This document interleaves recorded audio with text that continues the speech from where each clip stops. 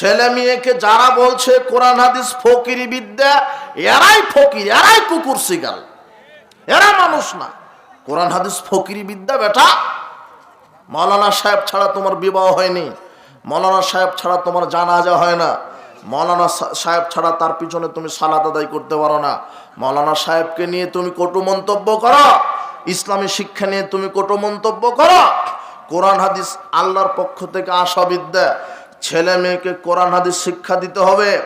আজকে দেশের মানুষ নিজে ধ্বংস হচ্ছে, জাতিকে ধ্বংস করছে, ছেলে মেয়েকে ধ্বংস করছেন।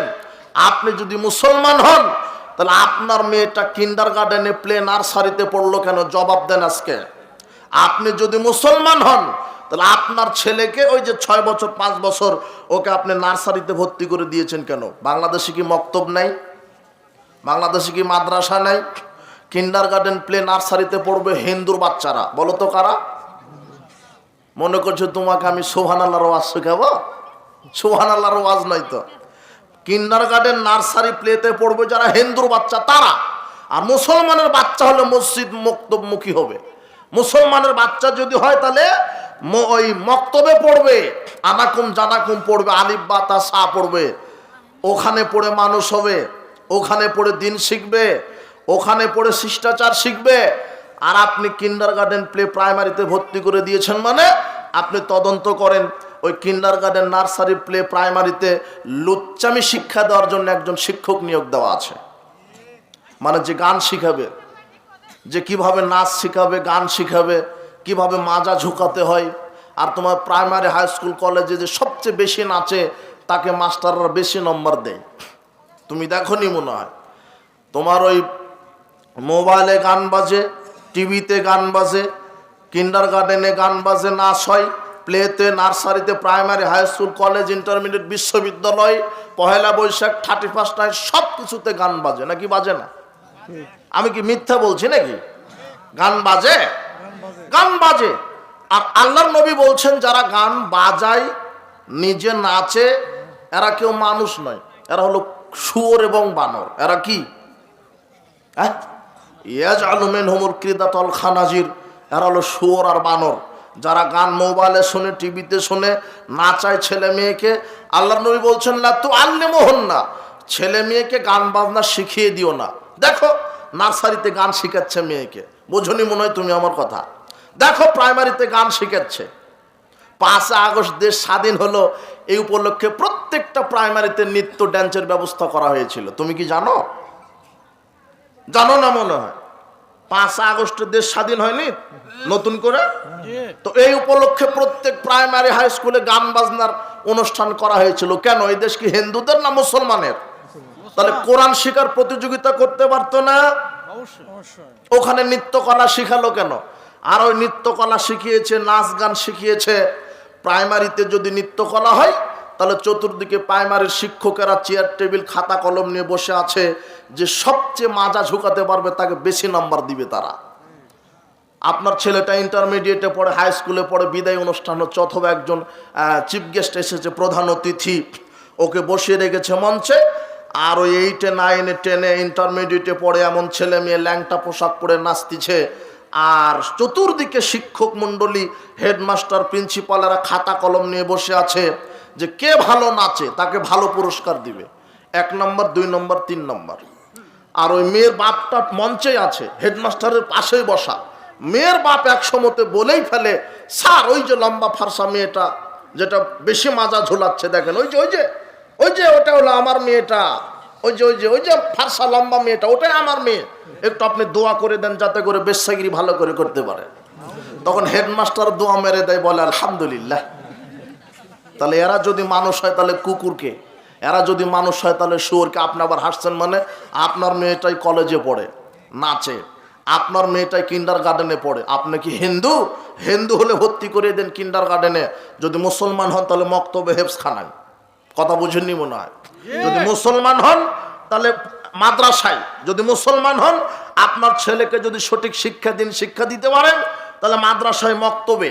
এখানে পড়াতে হবে, যেখানে পড়ে সন্তান বাপ মায়ের জন্য বলতে পারবে আল্লাহ মাগফিরলাহু ওয়ারহামহু ওয়াফি ওয়াফআনহু ওয়াকরিম নুজুলাহু ওয়াসসিমাত খালাহু ওয়াকসিলহু বিল মাই ওয়াসসালজি ওয়াল বারাদ ওয়ানাক্কিহি মিনাল খাতায়া কামা ওয়ানাক্কাসাবুল পিয়াজুনাদ দানাস আবদিলু দারান খায়রাম মিন দারিহি ওয়ালান খায়রাম মিন আহলিহি ওয়া জাওজান খায়রাম মিন জাওজিহি ওয়াদখিলুল জান্নাহ আযহু মিন আযাবিল কবর ওয়া মিন আযাবিন নার। এইভাবে যে সন্তান পিতামাতার জন্য দোয়া করতে পারে, এই সন্তান পৃথিবীতে রেখে যান। যে মেয়েটা আপনার জন্য এইভাবে দোয়া করতে পারে, বাপ সন্তান জন্ম দিলেই বাপ হওয়া যায় না। আল্লাহর নবী বলছেন ইয়া মাশারাশ শাবাব মান ইসতাতা মিনকুমুল বাত, হে যুবকেরা পুরুষ হলে বিবাহ করো। কাপুরুষ হলে আল্লাহর নবী বলছেন রোজা থাকো। কাপুরুষ হলে কি করতে বলেছেন?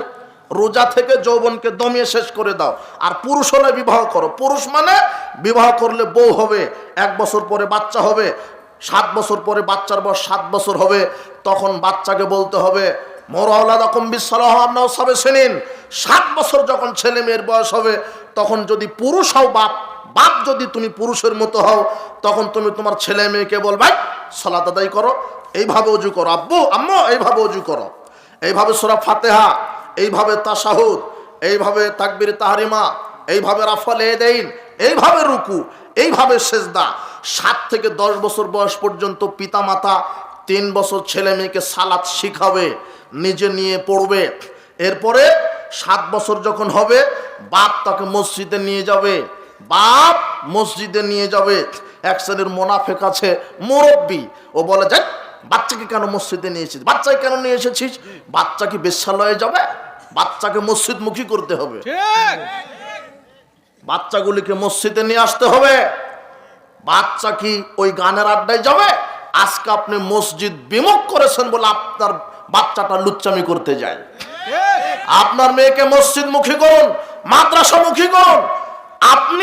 আপনাকে আজকে পরামর্শ থাকলো 5 ওয়াক্ত ফরজ সালাত শুধু মসজিদে পড়বেন, সুন্নাতগুলি বাড়িতে পড়বেন। ওই যে দুধের বাচ্চাটা আছে না বাড়িতে আপনার, হামাগুড়ি দেয়, ওই বাচ্চাকে পাশে নিয়ে সুন্নাত আদায় করবেন। দেখবেন যে ওই বাচ্চাটা আপনার সাথে সেজদায় চলে গেছে। কথা বুঝেননি মনে হয়? অথচ আপনি আমার বলছেন যে আমি একটা বউ পেয়েছি, একেবারে এই করোনা ভাইরাস বউ, মাস্টার ডিগ্রি পাস। তোমার বউ তোমার ছেলেকে খাবারই খাওয়াতে জানে না, বিসমিল্লাহ বলে না। দুধ খাওয়ায় বিসমিল্লাহ বলে না। আল্লাহ নবী বলছেন যেই খাদ্যে বিসমিল্লাহ বলে না, সেই খাদ্য ইবলিশ খায়। তোমার বউ যদি তোমার ছেলেকে দুধ খাওয়ায় বিসমিল্লাহ না বলে, তাহলে সাথে কে খাচ্ছে? ইবলিশ, শয়তান খাচ্ছে। তোমার আবার মাস্টার ডিগ্রি পাস বউ, তোমার বউ ছেলেকে কাপড় গায়ে দিতে জানে না, জুতা স্যান্ডেল পরাতে জানে না। কি বিবাহ করেছ? যদি শিক্ষিতা নারী হয়, এই যুবক সাবধান, তুমি শুধু স্ত্রীকে বিবাহ করছো না, মনে রেখো স্ত্রীর সাথে তুমি মাকে বিবাহ করছো, 2 দিন পরে মা হবে। সে যেন শিক্ষিতা মা হয়, তোমার ছেলে মেয়েকে যেন শিষ্টাচার শিক্ষা দিতে পারে, আদব কায়দা শিক্ষা দিতে পারে, খাওয়া পড়া ঘুমানো পেশাব পায়খানা সালাত শিষ্টাচার এগুলি যেন শিক্ষা দিতে পারে।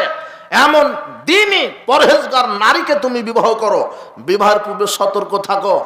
আমি বলছি, আল্লাহ নবী বলছেন পুরুষ হলে বিবাহ করো, মানে পুরুষ হলে বিবাহ করতে হবে, কাপুরুষ হলে বিবাহ নয়।